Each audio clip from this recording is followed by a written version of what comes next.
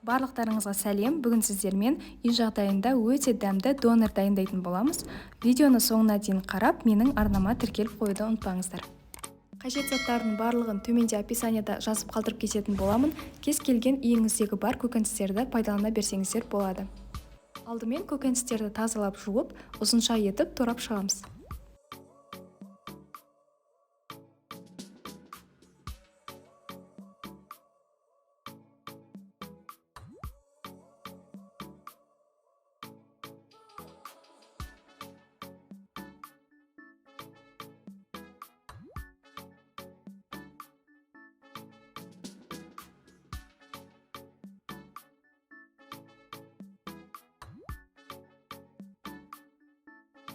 Ірімшікті теркадан өткізіп аламыз.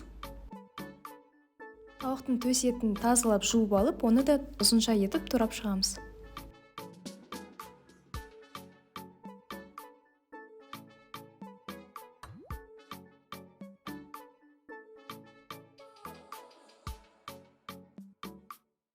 Соусына мен майонез бен кетчупты қолдандым. Екеуін жақсылап араластырып, теркадан өткізілген сарымсақты қосып жіберсеңіздер болады.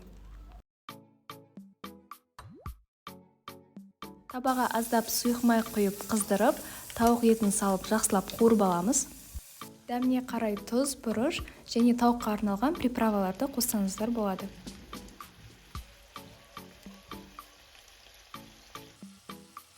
Шамамен 15 минуттай қуырып аламыз.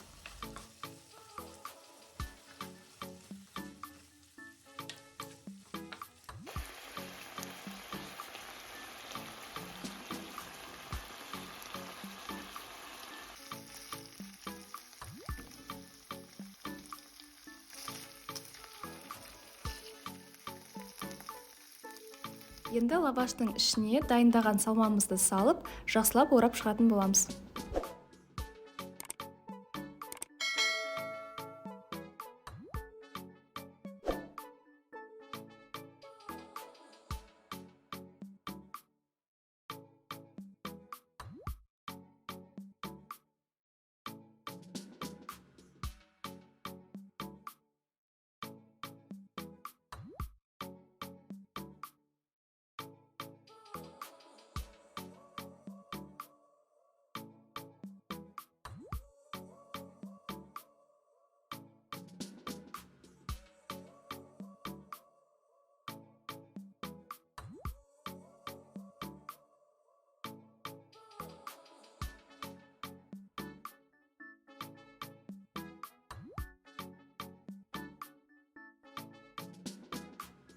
Табаны қыздырып, донорымызды салып қызартып аламыз.